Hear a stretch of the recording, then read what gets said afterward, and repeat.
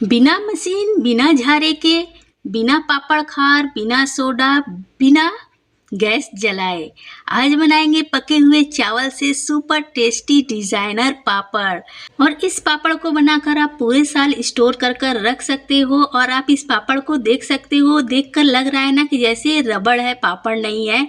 तो चलिए इस तरह के डिजाइनर अमेजिंग से पापड़ बनाना स्टार्ट करते हैं। लेकिन उससे पहले आपसे रिक्वेस्ट है, आपने अभी तक मेरे चैनल को सब्सक्राइब नहीं किया तो प्लीज़ सब्सक्राइब कर लीजिएगा। अगर फेसबुक पर आप इस वीडियो को देख रहे हो तो प्लीज़ मेरे पेज को फॉलो कर लीजिएगा। तो यहाँ पर इसे बनाने के लिए हमें ले लेने हैं सारे पके हुए चीज़ जो हम डेली अपने घर पर रोज़ पकाते हैं। तो यहाँ पर मैंने एक कटोरी पका हुआ चावल लिया है, एक उबला हुआ आलू और चावल का जो पानी निकलता है जिसे हम माड़ बोलते हैं वो ले लेना है। तो ये जो कटोरी है ना, तो इसमें 400 ml पानी आता है और ये जो छोटी वाली कटोरी है इसमें 300 ml पानी आता है। मैं मेज़रमेंट के लिए आपको ऐसे बतला दे रही हूँ, लेकिन इस पापड़ के लिए कोई मेज़रमेंट नहीं है। मतलब आपने जितना चावल लिया है उसी के अनुसार से आप थोड़ा छोटा या बड़ा आलू ले लीजिए उबला हुआ। और जो माड़ लेना है ना, तो आपको थोड़ा थोड़ा कर कर डालना है और इसका आपको देखना है कि इसका एक मतलब स्मूथ सा आपको पेस्ट बनाना है। तो जैसे मैं आपको दिखला रही हूँ आप देखते जाइए, आपको समझ में आ जाएगा। तो अभी बहुत सारा माड़ इसमें नहीं ऐड करेंगे, अभी मैंने सिर्फ 3 चम्मच डाला है और इसे हम पीस लेंगे। तो इसे पीसने में भी बहुत देर तक आपको नहीं पीसना है, आपको बंद चालू मिक्सर कर कर इसे देखते हुए पीसना है। तो अभी सिर्फ मैंने 30 सेकंड के लिए मिक्सर चालू किया और आप देख सकते हो ये कैसा रेडी हुआ है। तो अब फिर से हम इसमें माड़ ऐड करेंगे। तो अभी मैं लगभग इसमें 10 चम्मच के लगभग में 9-10 चम्मच के लगभग में माड़ ऐड कर रही हूँ। तो इसमें ऐड कर कर मिक्स कर देंगे। और अभी इसी टाइम हम इस चावल के अनुसार से ही इसमें नमक ऐड करेंगे। नमक की मात्रा आप ध्यान से ऐड कीजिएगा। मतलब जैसे चावल सूखता है तो पापड़ जैसे पतले पतले होते हैं तो उसकी क्वांटिटी कम ही रहती है, ज़्यादा नहीं रहती। देखने में आपको लगेगा कितना सारा पापड़ बना है, लेकिन क्वांटिटी उसकी कम ही होती है, तो इसमें नमक कम ही चाहिए होता है।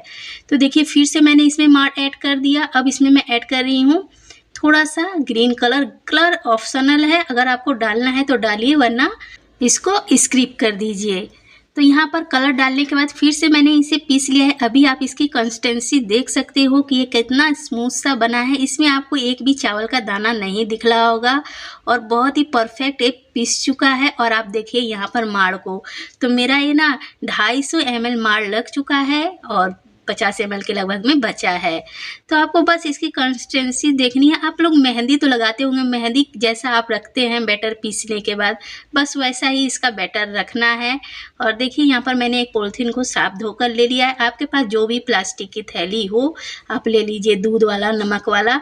तो पूरा नहीं डालना है, बहुत कम डालना है, क्योंकि हमें इसके डिज़ाइंस बनाने हैं। तो अगर आप बहुत ज़्यादा मात्रा में लोगे ना तो डिज़ाइन अच्छे नहीं बनेंगे। तो यहाँ पर मैं इसे एक रबड़ से लॉक कर दे रही हूँ।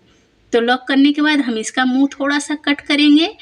तो अभी कट कर कर मैं इसे निकाल कर देख लेती हूँ कि कितना अच्छा गिर रहा है या नहीं। तो देखिए बिल्कुल परफेक्ट निकल रहा है, तो ठीक है, चलिए बनाना स्टार्ट करते हैं। तो यहाँ पर मैंने बड़ी सी पॉलीथीन ले ली है और एक कागज़ पर मैंने हार्ट शेप बनाकर रखा है, जिससे कि इस कागज़ को हम नीचे रखकर ऊपर से डिज़ाइन बनाएंगे कि हर पापड़ हमारा एक साइज का बने। तो यहाँ पर इस तरह से अगर आप पेपर पर मार्क कर कर ले लेते हो ना, तो क्या होता है कि टेढ़ा मेढ़ा भी नहीं बनता है। तो देखिए बहुत ही आसानी से डिज़ाइंस बन जाते हैं। पहली बार बनाने में थोड़ा सा आपको दिक्कत समझ में आएगा, जब 1-2 आप बना लोगे ना तो बहुत फटाफट से हाथ चलने लगता है और ये पापड़ बहुत ही झटपट से बनकर रेडी हो जाते हैं और देखने में भी बहुत प्यारे लगते हैं। तो अभी देखिए सिर्फ हार्ट शेप बनाने के बाद ऊपर से जैसे जिलेबी हम बनाते हैं ना, जिलेबी की तरह गोल गोल घुमाते हुए बढ़ते चले जाना है। तो एक लाइन के बाद फिर दूसरा लाइन मैं उस पर बना रही हूँ। अगर आप चाहे तो सिर्फ एक लाइन भी बना सकते हो या फिर ऐसे 2 लाइन भी दे सकते हो। तो इसी तरह से हम सारे पापड़ बनाएंगे। तो मैं 1-2 और बनाकर आपको दिखला दे रही हूँ। जैसे जैसे हम बनाते जाएंगे वैसे वैसे हाथ बहुत फटाफट से चलने लगता है। तो आप देख सकते हो इसे भी बनाने में कोई भी दिक्कत नहीं है। और इस पापड़ को बनाकर ना आप पूरे साल स्टोर कर कर रख सकते हो, पापड़ जल्दी ख़राब नहीं होता। और आलू डालने से ये पापड़ का स्वाद जो आता है ना, मार्केट के जो फिंगर चिप्स हमको मिलते हैं वही वाला टेस्ट बिल्कुल इस पापड़ से आता है। बहुत ज़्यादा टेस्टी बनता है। इसमें मैंने कोई भी मसाला यूज़ नहीं किया है। आप मसाले वाला खाना चाहते हो तो मसाले को पीस कर पाउडर फॉर्म में कर कर इसमें ऐड करिएगा, दरदरा नहीं डालना है, नहीं तो आपके डिज़ाइन क्रंच नहीं बनेंगे। ये पापड़ ऐसे ही सिंपल बहुत ही टेस्टी बनते हैं, आप एक बार ज़रूर ट्राई कीजिएगा।